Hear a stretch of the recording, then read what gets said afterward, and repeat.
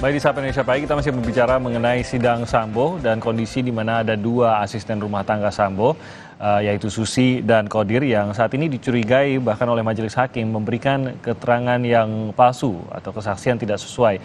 Nah, kita masih berbicara dengan pakar hukum, ada Kang Asep, ada juga penasihat hukum dari Richard Eliezer, Mas Roni, dan juga ada Mas Kirdi, ini seorang pakar mikroekspresi. Kang Asep, kalau memang ada kesaksian palsu yang diberikan gitu. Tentunya ada motivasi, ada dorongan untuk memberikan kesaksian palsu untuk memperdaya kebenaran dan untuk mengelabui peradilan, padahal ancamannya juga cukup berat. Tadi dikatakan ancamannya bisa hingga 9 tahun di penjara.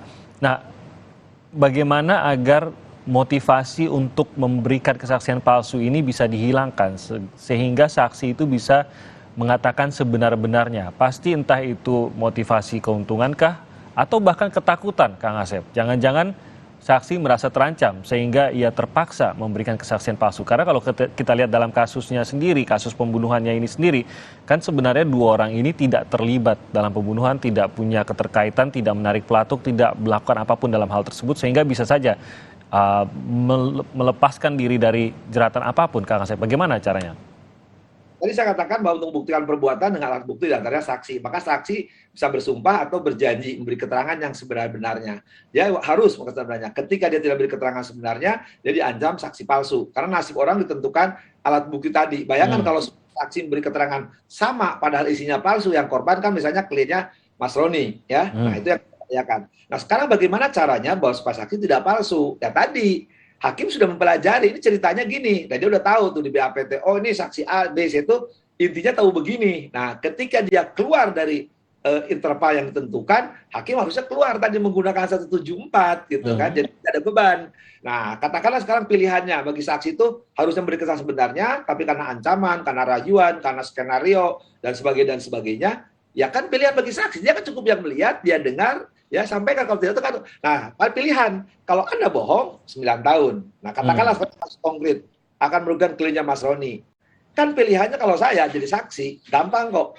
Kalau gue bohong terus, hakimnya jeli 9 tahun, mending gue dimarahin majikan gue kan ditahan dua-duanya kan, jadi kan majikannya ditahan dua-duanya, ya belum tentu bisa gaji lebih lanjut, walaupun duitnya mungkin nggak berseri.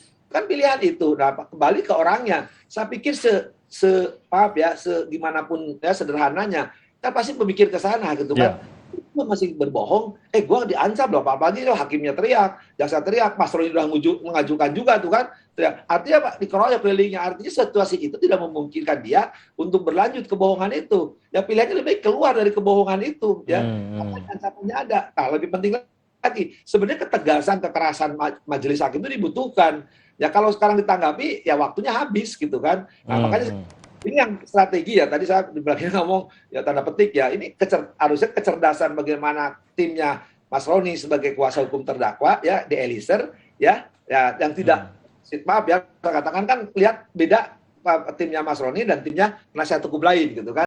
Kalau tim lain kan lebih terbuka, lebih bla bla bla, kalau Mas Roni kan istilahnya main sendiri gitu kan. Nah, ketika main sendiri, tapi dia memerankan, saya berkali-kali kan dengan Bayu, dengan Timi, ini kan ngadu taktik dan strategi, ya, bukan teknis saja. Dan ternyata pertama acara unggul juga, bukan saya ngomong depan Roni ya, tapi Pak Mas Roni, majelis juga ngikutin acaranya kan. Nah, ketika acara ini mau dilarikan sama mengikuti acaranya Roni, kan harus sudah tahu saksi-saksi tadi. Saksi yang akan dimajukan ini kelompok, misalkan kelompok Jambi, terus kelompok ART, nanti kan kelompok 5, ya kelompok 4 aja 5 akan dikurangi E. Kan harusnya di pikiran seorang hakim, di pikiran seorang jaksa, oh nanti arahnya kemana? Biar waktu ini efektif, waktu ini bisa dipergunakan maksimal. Nanya-nanya yang relevansi, nanya yang signifikan, nanya berkaitan dengan dakwaan. Bukan nanya-nanya yang nggak penting, yang nggak perlu gitu kan. Kalau nanya nggak penting, nggak perlu, apalagi dalam tanda petik bahasa media, menggoreng sesuatu, kebohongan, ya ngapain? Goreng terus gitu, gosong. Nah, saya ke Mas Roni, apa upaya yang bisa dilakukan kalau begitu, kalau kita menginginkan mendengar kesaksian yang benar, apalagi sebenarnya klien Mas Roni lah, Richard Eliezer lah yang akan dirugikan kalau memang akhirnya seluruh kesaksian ini berkesinambungan dan walaupun ini mungkin saja direkayasa, tapi akhirnya berkesinambungan dan akhirnya akan berhadapan langsung dengan kesaksian yang diberikan oleh justice collaborator tunggal ini, yaitu Richard Eliezer, Mas Roni? Apa yang upaya yang bisa dilakukan? Iya Pak Timothy, jadi yang tadi seperti Pak Asep sampaikan, memang kami punya strategi supaya saksi ini diperiksa di tempat kami duluan ya, supaya mereka akan lebih bicara lebih lepas. Jadi kalau mereka sudah bicara lebih lepas, kemudian nanti pemeriksaan di FS atau PC yang mereka takut-takut, nah itu hakim kan bisa menilai. Tetapi dari saksi yang kemarin diperiksa, yaitu Susi, ketika kami menyampaikan untuk permohonan untuk dilakukan penahanan, itu langsung sepertinya saksi berpikir ulang kan. Jadi ketika dihadirkan lagi untuk tetap hadir dengan waktu pemeriksaan saksi ajudan, Susi itu mencabut keterangannya karena tidak sinkron sama ajudan. Kalau ajudan itu kemarin bagus sekali, itu menguntungkan Richard Eliezer karena dia menyampaikan sebenar-benarnya. Nah kemudian masuk ke agenda pemeriksaan yang ART yang lain, ada Kordir, ada Damson, itu juga pun akhirnya ketika Richard Eliezer bertanya langsung mereka mencabut juga. Jadi menurut kami kalau pemeriksaan Richard Eliezer kemarin saksi-saksi itu bagus ya buat Richard Eliezer, tidak ada yang merugikan ya, malah menguntungkan buat Richard Eliezer. Nah ini merupakan taktik kami bahwa sebenarnya karena Prof. Asep sudah sampaikan taktik-taktik, jadi kita sampaikan memang kita tuh maunya diperiksa di kita. Kenapa? Kami menganggap ketika diperiksa di Richard Eliezer, saksi ini lebih netral, maksudnya tidak ada tekanan. Bayangkan saja kalau diperiksa di tempatnya FS atau PC, pasti kan hadap-hadapan ya gitu. Hadap-hadapan begitu kan pasti ini. Tapi kalau di kita kan dia lebih berbicara lebih lepas ya. Nah kemarin kami juga fokus terkait dengan patuh dan taat, itu juga pun dijelaskan bahwa dalam lingkungannya Verdi Sambo itu semua patuh dan taat. Nah ini menggambarkan situasi klien saya juga ketika menerima perintah dari FS. Nah selanjutnya nanti kita buktikan lagi di persidangan gitu kan, strategi-strategi apa. Tapi kalau Prof. Asep kan sudah kelihatannya Prof. Asep tahu strategi saya ya, padahal saya belum pernah ngomong. Tapi ini bagus sih. Ran, kenapa sih Susi nggak takut sama Eliezer? Jangan-jangan ada sesuatu tuh Susi sama Eliezer. Nah ini Kang Asep. Tapi Susi sama Eliezer harusnya takut dong. Iya. Ini seperti kata Kang Asep, tidak boleh melebar. Kita fokus lagi ke poinnya. Oke, saya ke Mas Kirdi. Memang meragukan, maksudnya saya keterangannya meragukan dan Anda bisa membaca bahwa tampaknya ada keraguan dalam memberikan keterangan tersebut. Tapi kalau tekanan terlihat tidak, Mas Kirdi? Jadi kalau misalnya kita bicara tekanan, munculnya kan perasaan takut gitu ya. Itu nggak kelihatan dalam tampilan itu, dia tuh baru kelihatan agak takut ketika dikonfrontir, kalau Susi ya, baru dikonfrontir ketika dengan Eliezer. Itu baru kelihatan di awal sebelum dia kemudian nunduk gitu. Tetapi awal-awal enggak. Nah itulah makanya saya kemudian berpikir, apakah mungkin kemudian karena mereka tanda petik patuh dan taat, ini kayaknya istilahnya harus sami'na wa ata'na gitu loh, apa namanya, diperintah terus harus jalan gitu.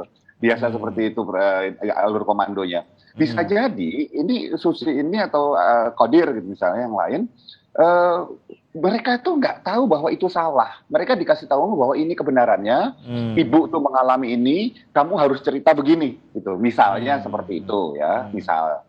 Nah, pertanyaannya adalah kalau itu yang terjadi, maka bisa jadi Susi di awalnya juga merasa bahwa pede dengan ceritanya itu karena dia merasa tanda petik istilahnya membela kebenaran. Walaupun di akhir-akhir ketika dicecar dia juga mulai ngomong self talk istilahnya ke diri sendiri, ngomong bener nggak ya nih gitu. Dia jadi meragukan, baru keluar penanda-penanda yang tadi itu. Sama kayak Kodir juga. Itu mungkin loh. Jadi ya, antara dua gitu Mas Kirdi ya, antara dia mengetahui kebenarannya tapi akhirnya kebenaran itu harus diganti dengan sebuah skenario, atau memang sama sekali tidak tahu, taunya cuma si skenario itu doang sehingga skenario itu yang dipegang sebagai kebenaran gitu ya. Iya. Tapi ada istilahnya satu penyambung di antara keduanya. Ketika seseorang, ketika saya misalnya pergi ke Bali atau saya diceritain tentang Bali oleh orang yang pergi ke Bali. Jadi yang terjadi adalah ingatan saya itu isinya box. Kalau saya pergi ke Bali, ingatan saya itu bentuknya fragmen, pecahan yang kemudian saya akses, saya gali lebih dalam, bisa digali lebih dalam. Diakses lagi, saya bisa menceritakan apa yang saya lihat, saya rasakan, saya dengar, itu bisa lengkap.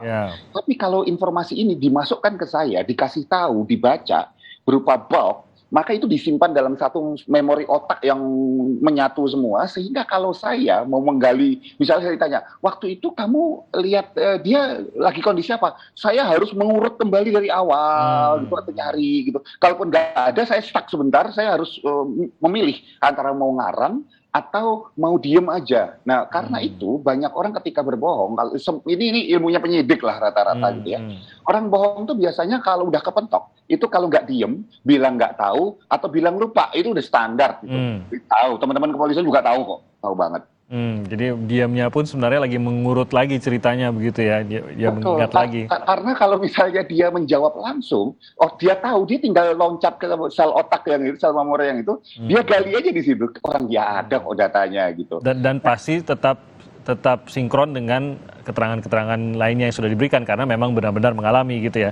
Beda sama yang direkayasa, kalau yang harus diurutkan lagi. Nah, jadi Kang Asep, apa jalan keluar terbaik dari sini, terutama pada saat 2 ART ini saat ini terancam akan dipidana, sementara selain ancaman pidana bohongi pengadilan tadi, ya kita inginkan keterangan yang sebenar-benarnya, karena kasus ini juga belum clear, masih dalam proses peradilan.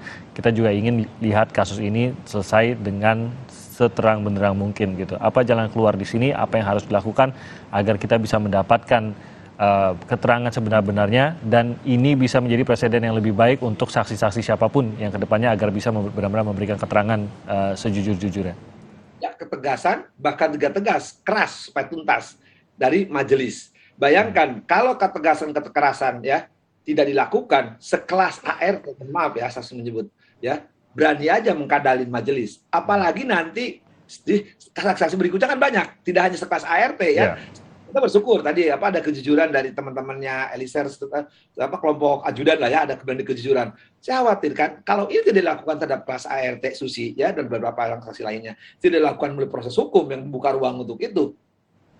Saya yakin ya, yang di atas ART nanti, apalagi bosnya ART, ya katakanlah FS nanti, dia akan mengatakan sama pembantu saya aja nggak berani majelis nahan, apalagi sama gue itu yang sebelum juga nggak ditahan bohong. Ya tenang aja kan, spekulasi juga. Tetapi kalau sejak awal majelis tegas keras, misalkan besok saksi diperiksa, Susi masih miliki terus ngomongnya, sudah masukkan, artinya mereka akan ada ketakutan, ada efek pembelajaran. Supaya apa? Persidangan ini ada kejujuran, kan sering dikatakan ya.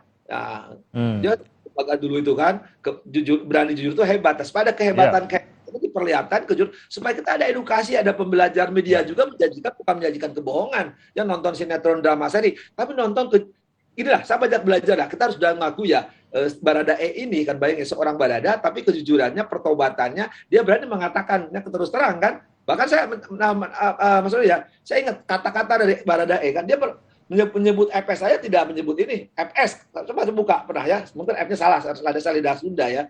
FS dia berani kata itu. Coba kalau sedang aktif, dia nggak berani. Artinya apa? Dia sudah berani kan, dia berani jujur. Artinya mudah-mudahan diikutin yang lain. Nah sama juga kalau nanti juga kliennya Roni, misalkan FS nggak benar di samping dakwa aja lagi dengan kebohongan. Ini dibuka semua kejujuran, akan terbuka semuanya. Jadi ada pembelajaran. Kalau nggak ada pembelajaran di kejujuran dan hakimnya tidak tegas, tidak keras, ini akan diikuti pelaku lainnya, rusak sistem peradilan ini.